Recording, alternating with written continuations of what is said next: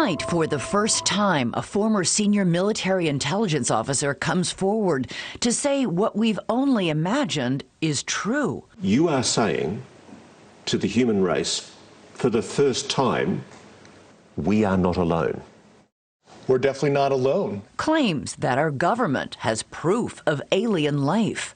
We have spacecraft from another species. We do, yeah. How many? Quite a number. Some are landed, some are crashed. Allegations of a secret government program that has hidden the truth, the technology, from the world. There's a sophisticated disinformation campaign targeting the U.S. populace, which is extremely unethical and immoral, and it's totally frightening. From Roswell to the present day. We're all going against the wind. The wind's 120 knots from the west. There are non-prosaic cases, 100% unexplainable. I mean, this is like tangible technical craft they're seeing. Is this decorated officer a liar? Why should we believe you? A fool? Is it possible that you're deluding yourself? Or a hero? I'm a patriot, and I believe in truth to power in this. We're talking about the biggest secret in human history. We are not alone. The UFO whistleblower speaks. Good evening. I'm Elizabeth Vargas, here to bring you a NewsNation exclusive interview with a man we're calling the UFO whistleblower. David Grusch is a career intelligence official who this week is making some bombshell claims of a U.S. government cover-up going back nearly a century. Shedding light, he says, on that existential question. Are we alone? NewsNation has confirmed David Grusch's credentials and resume. We have not seen or verified the alleged proof he says he's provided to investigators. But we want you to hear his story so you can decide for yourself. Mr. Grusch sat down with investigative journalist Ross Coulthart, who is reporting for NewsNation. Mr. Coulthart is an award-winning journalist and author who has reported for the Australian version of 60 Minutes, as well as other news programs in his home country. What you're about to see is part of their conversation, touching on Mr. Grusch's work with the UAP task force, his background and his service to this country, and the alleged secret military program about which he says the world needs to know. For decades, the UFO question has been consigned to the realm of speculation, but in recent years, serious people have started taking the subject seriously. You'll see it come through the top of the screen. There it goes. Prompted in part by the release of these videos, purporting to show encounters between American naval aviators and what the Pentagon has labelled unidentified aerial or anomalous phenomena. Congress has convened hearings to determine what these UAP are and what threat they might pose. If UAP do indeed represent a potential threat to our security, then the capabilities, systems, processes, and sources we use to observe, record, study, or analyze these phenomena need to be classified at appropriate levels. The Department of Defense has established a special team, formerly known as the UAP Task Force, recently renamed the All-Domain Anomaly Resolution Office, or ARRO, to investigate and identify what are now hundreds of reported sightings. So far, they have not confirmed any of them to constitute proof of alien life. Officially, the government continues to state we are indeed alone. But now, for the first time, a former member of that official investigative team is speaking out, telling a stunning story that impacts every person on this planet. And now you're about to meet that man for the very first time in this exclusive television interview. Welcome. Have a seat. Maybe start off telling me your name and who you are. My name is David Grusch. I came from a blue-collar family in Pittsburgh. I didn't have the money for college. Always admired people in uniform. And I've always wanted to be a part of something bigger than myself. 18 years ago, I got an Air Force scholarship for physics. I originally commissioned on active duty in the Air Force. Served 14 years in the Air Force. I look at this photograph, Dave, and I see a very proud officer. I was getting promoted to captain when I was deployed. And you still love your country, don't you? Absolutely.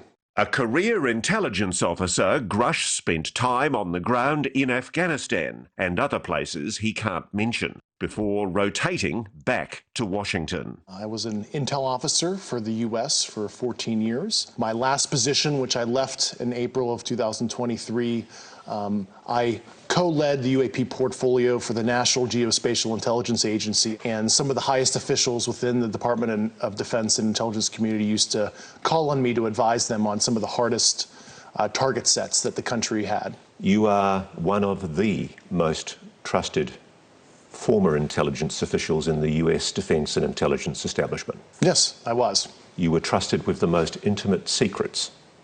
Yes. And he says the most earth-shattering of those secrets were revealed after 2019, when he was invited to join the UAP task force. You had the security classifications to go anywhere and ask anyone anything. I had, based on my formal security clearance and multiple polygraphs, I had the ability to be read into any program that I needed. At one point in time, I was extremely highly cleared. What conclusion did you come to at the end of your time on the UAP task force? The UAP task force was refused access to a broad crash retrieval program. When you say crash retrieval, what do you mean? These are retrieving non-human origin technical vehicles, call it spacecraft if you will, non-human, exotic origin vehicles that have either landed or crashed. We have spacecraft from another species. We do, yeah. How many? Quite a number. You're kidding. No.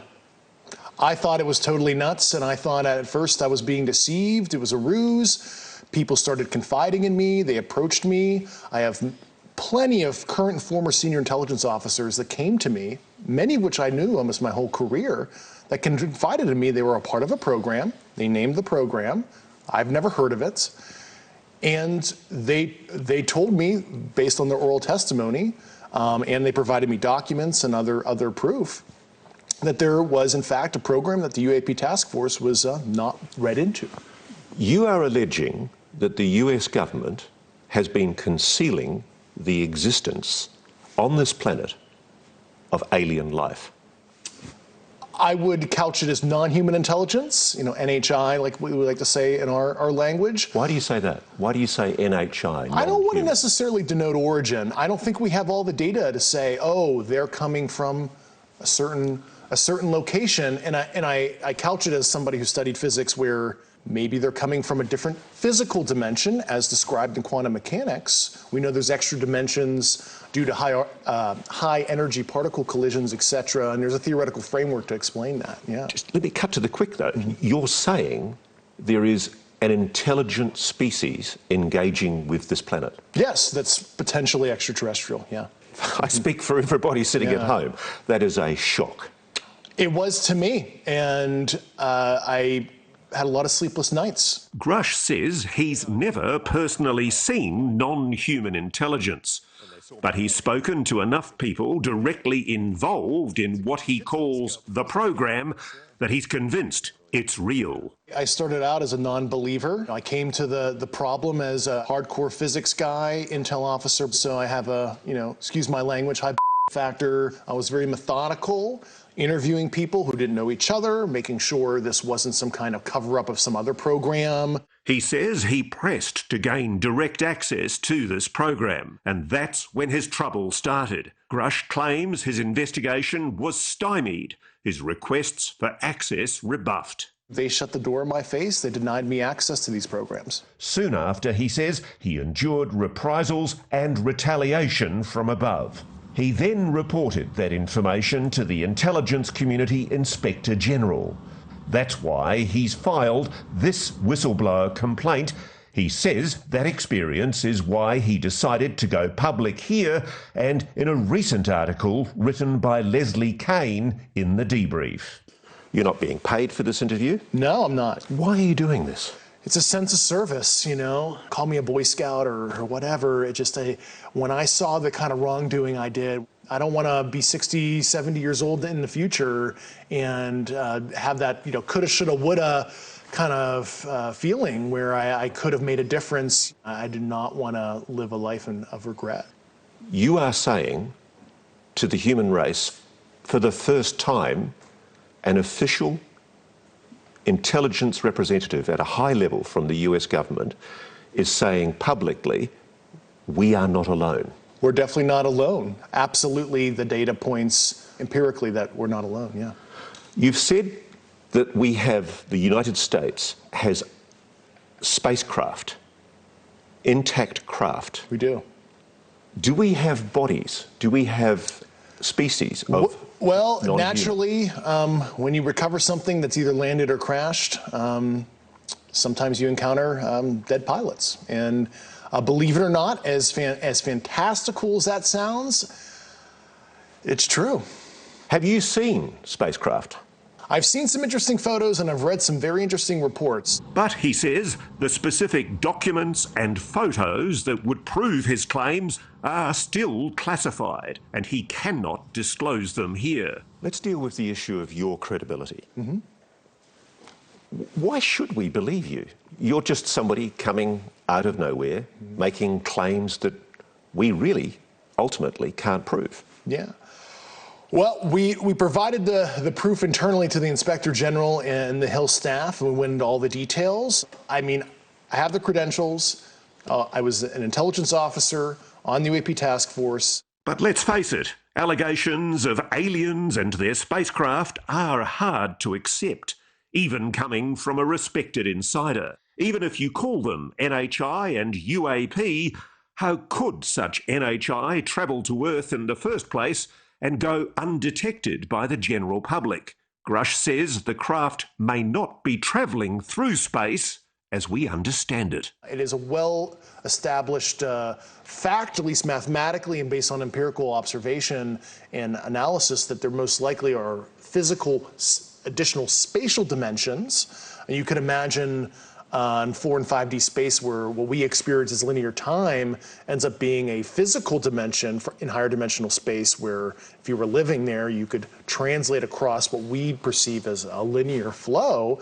So there is a possibility that, and this is a theory here, I'm not saying this is 100% the case, but it could be that this is not necessarily extraterrestrial, and it's actually coming from a higher dimensional physical space that might be co-located, right here. What can you tell me about these craft, these technologies? Why do you know it's exotic? Based on the very specific properties that I was briefed on, isotopic ratios that would have to be engineered for it to be at those levels, but also just extremely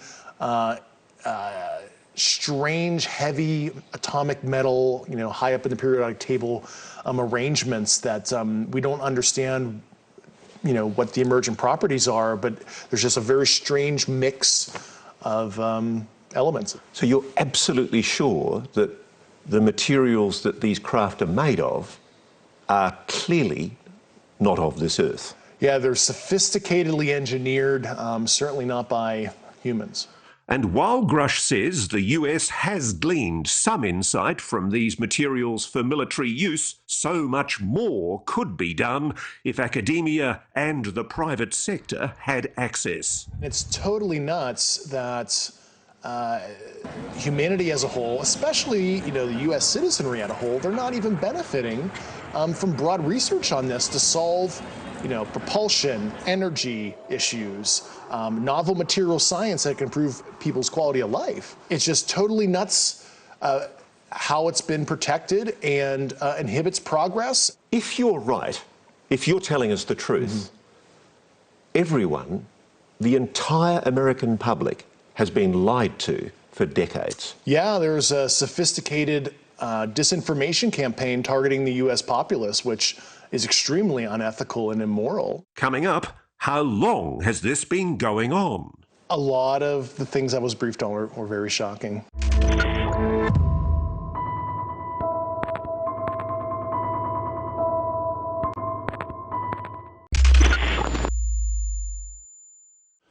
So let's start from the very beginning.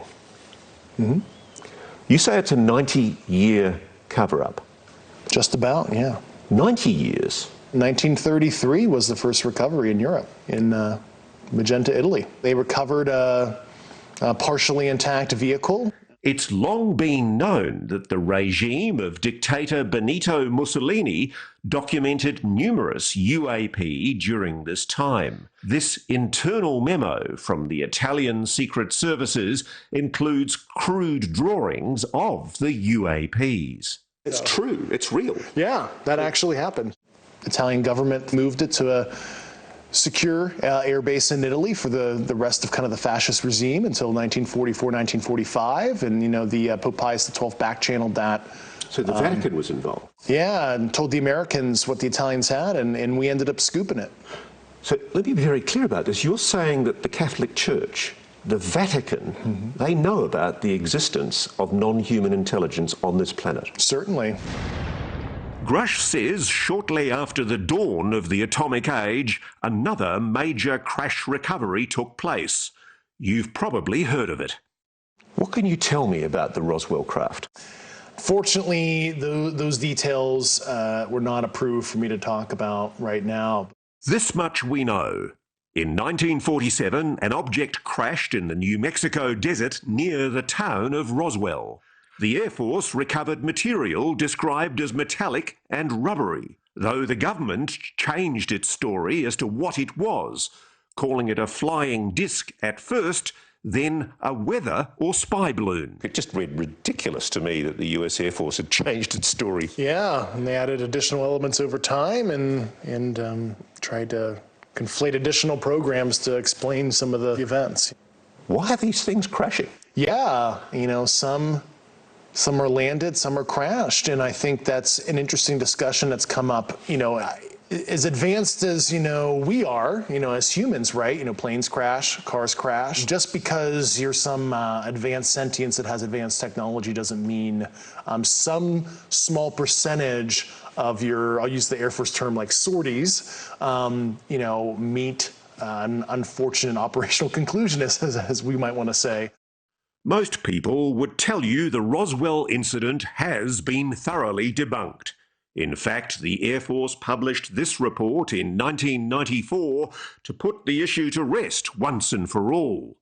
Grusch has read it. That analysis they did was a total hack job, and even anybody with analytical skills, if you read it, you can deduce that they're conflating multiple situations with crash test dummies and mogul balloons, and they're just saying that the townsfolk who personally witnessed it were totally imagining things. They concocted that whole report just to disinform. So the reason for the secrecy exactly is what?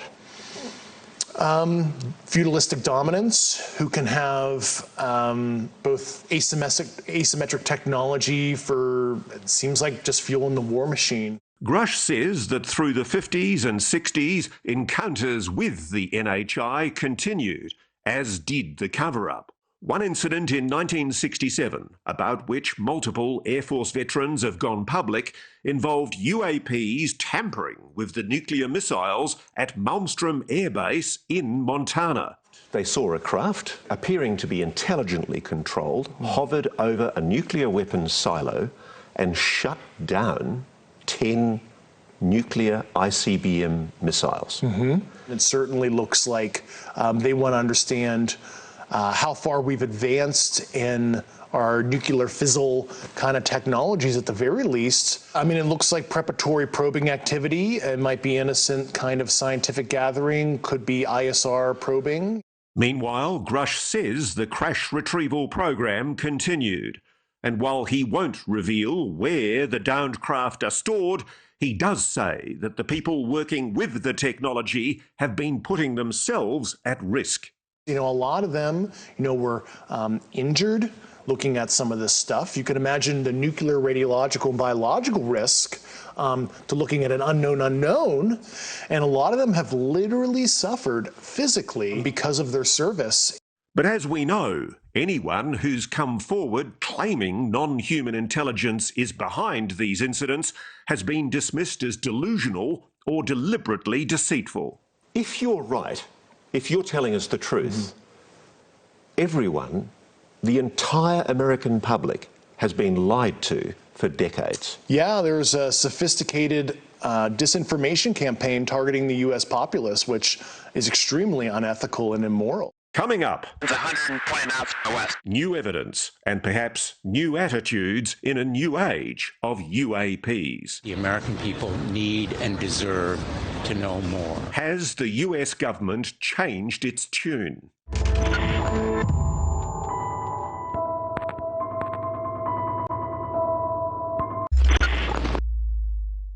These are the videos that started it all. Footage captured by naval aviators on military-grade cameras that defied all prosaic explanation. Dave Grusch has investigated this one, shot in 2015 off the East Coast by fighter pilots from the USS Theodore Roosevelt. There's an industry of debunkers out there on the web who say, oh, they've got this all wrong, it's a jet exhaust at a distance, and the aircraft's turning.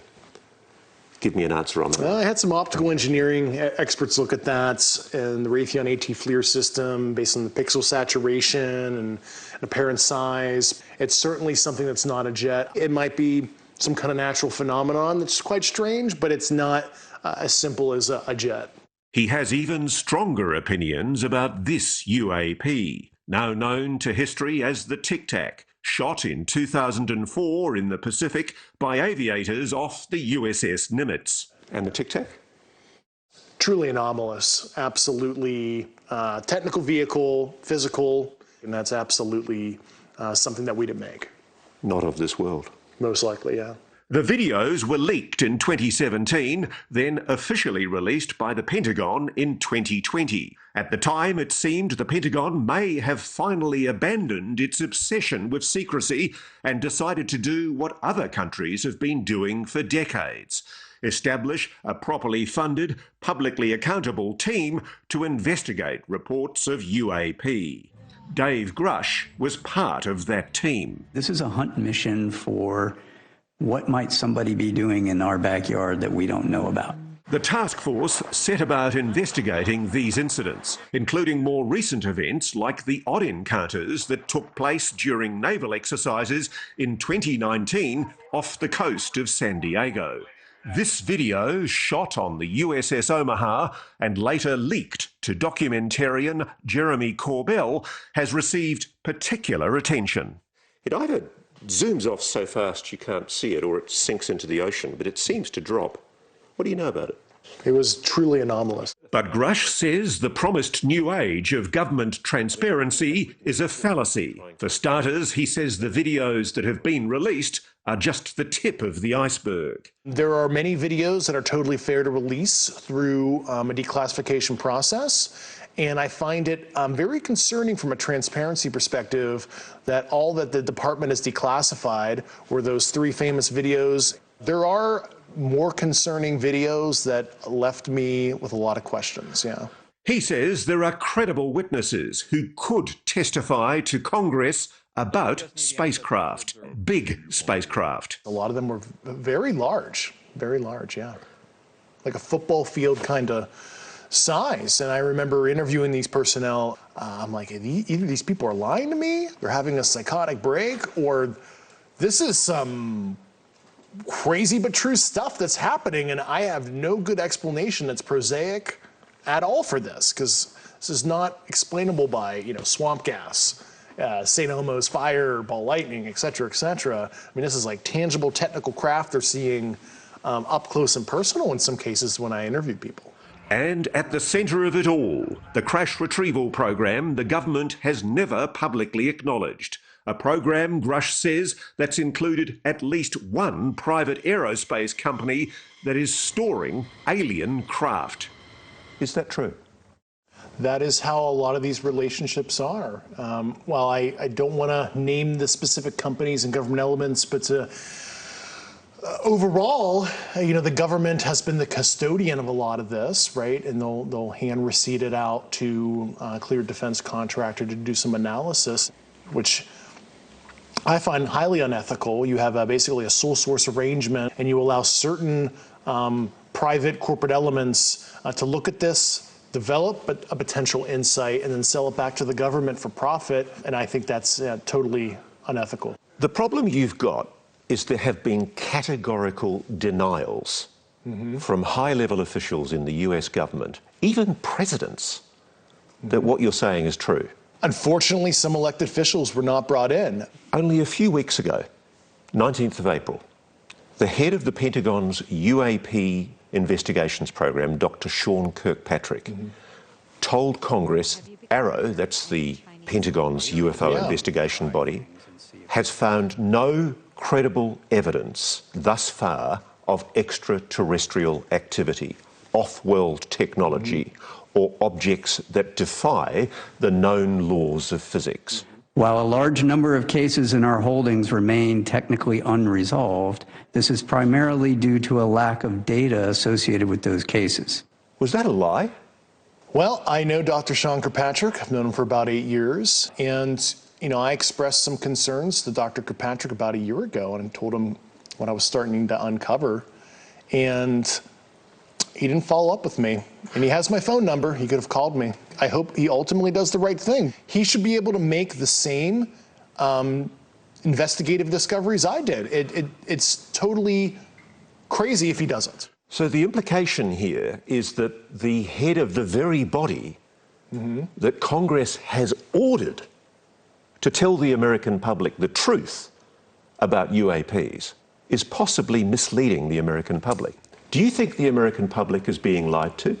Well, they've been lied to over the years, and I'm hoping that the lies stop. Coming up, it gets even scarier. The UFO whistleblower says the NHIs aren't all friendly. Have human beings been hurt or killed by a non-human intelligence? And guess who they might be working with? We're in a competition with their adversaries to understand this, and it's a multi-decade Cold War that has been under our nose for so long.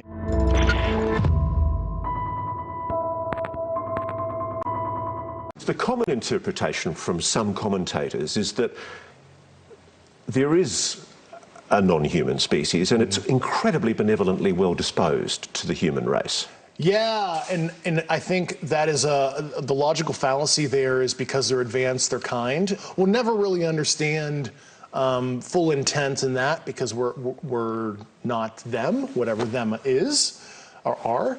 But I think what appears to be malevolent activity has happened. Based on not only nuclear site probing activities, witness testimony, I think at least if we look at it through a humanistic lens, it does appear negative, at least to us. I've been told that there have been attempts to bring down craft, that we've acted offensively against non-human craft. There have been instances, and there are certain techniques. Have human beings been hurt or killed by a non-human intelligence? While I can't get into the specifics because that would reveal certain U.S. classified operations, I was briefed by a few individuals on the program that there were malevolent events like that. Now I'm scared. People have just heard you say non-humans may well have murdered human beings. That seems to be the case at one point, yeah.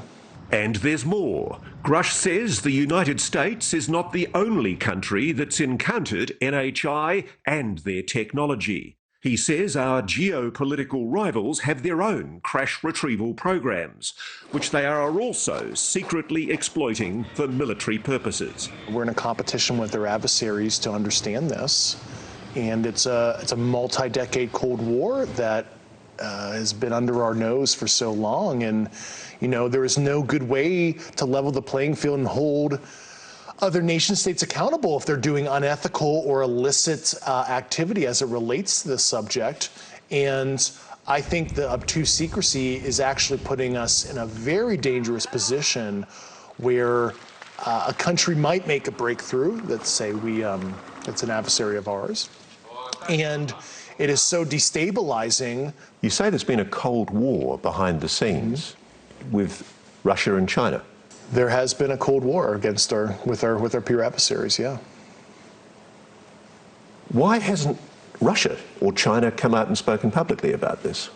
I think they're in a similar, pickle as us, where it's they understand maybe some of the socioeconomic destabilization factors in their own society. But if this non-human intelligence is so advanced, and at least some of them are malevolent, why haven't they destroyed us already? Perhaps some fragile yet combustible détente has been reached.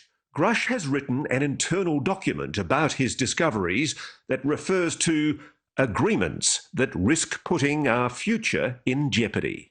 And it's quite clear that you're talking about agreements between America and non-human intelligences. Have we made agreements with non-human intelligences? That's the kind of information I really hope national leadership is able to get to the bottom of. I need to pin you down on this. Are there agreements between non-human intelligences and the American government? I think that's a question that I would like to know all the details of as well.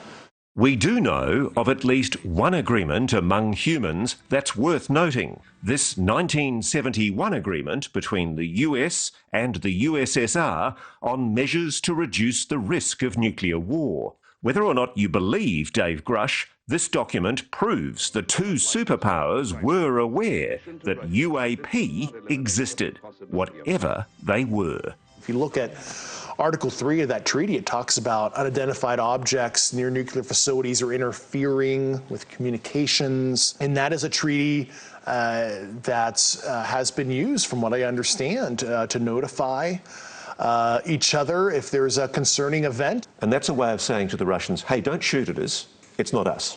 Yeah, I mean, that's certainly a concern because of the secrecy. There is an environment where you could have almost like a false flag, where true non-prosaic UAP situation could be contrived as, a provocation of something from a nation state, and we want to de-escalate that.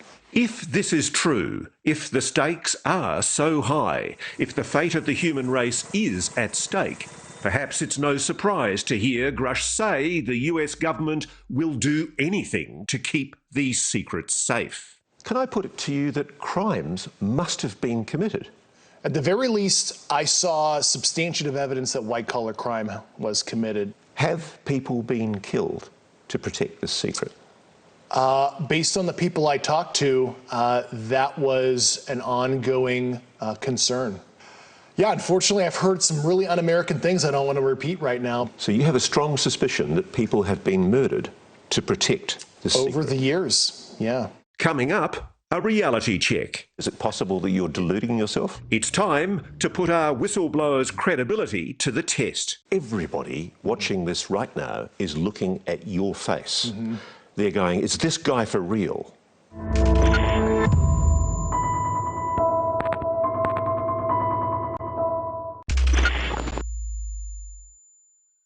Let's talk about what Dave Grusch doesn't have. He doesn't have smoking gun documents or photos. He doesn't have official confirmation of his claims. He's just a guy talking on camera, and a lot of his answers to our most pointed questions sound like this. Can you comment?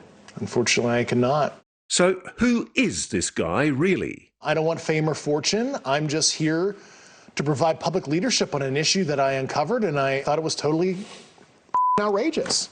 NewsNation has confirmed through multiple sources that Dave Grusch is who he says he is, an Air Force veteran from Pittsburgh who worked in military intelligence and was part of the UAP task force. Maybe he's just a confident, well-spoken, ex-military intelligence officer who just happens to have lost his mind. Do you have any kind of mental illness? No. Have you ever had a psychosis, a delusion? No. Is there anything in your medical history that might be capable of being interpreted as a reason why you might be confabulating, making things up? No, I'm not a disgruntled employee. I resigned on my own accord because I thought altruistically it's more appropriate to show thought leadership on the outside on this now, because I hit an impasse within the government to try to right this wrong.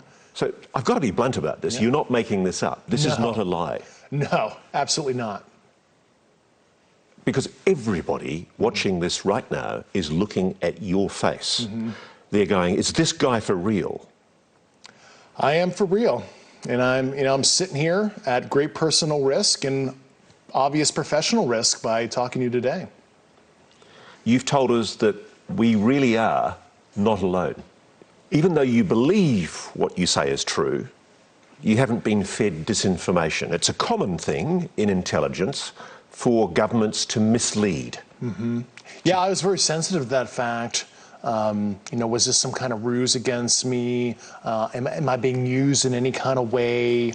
And I took about 4 years being very methodical before I filed my whistleblower complaint to be absolutely certain of these basic facts. So take me through the process of how you convinced yourself that this is real. Well, based on the credentialed people that came to me, some of these subjects provided me sensitive foreign intelligence to read, sensitive program documents and photographs to evaluate, and then described in very specific detail how all this worked. And they were telling me the exact, extremely specific details that it all checked out. Yeah. You know, the thing I have trouble with, it's the fact that my experience as a journalist is it's very hard for governments to keep secrets. Most things leak. Your government leaks like a sieve. Why hasn't this leaked? Well, I've certainly been the recipient of a lot of U.S. government secrets, and I can tell you they've never seen the light of day. That's for sure.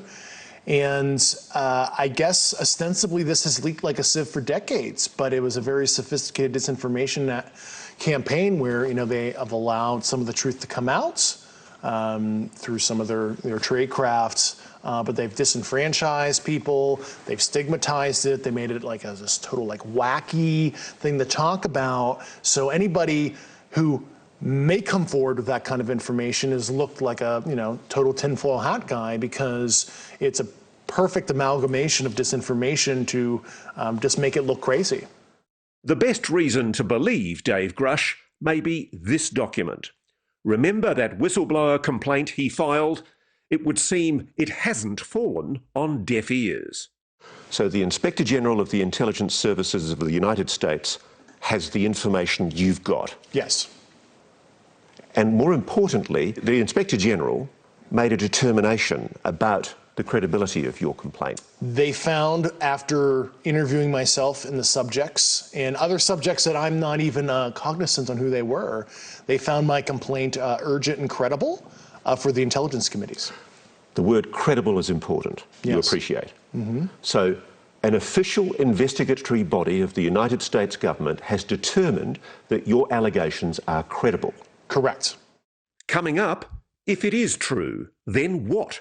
What are we going to do if the biggest secret on the planet is now out in the open? And what are they going to do? How will the non-human intelligence react?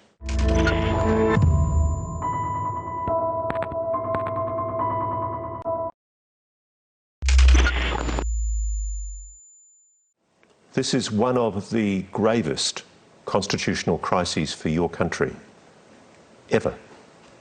Absolutely. Give me some hope here. Yeah. There are good people. There are very good people, and I want that message to be crystal clear.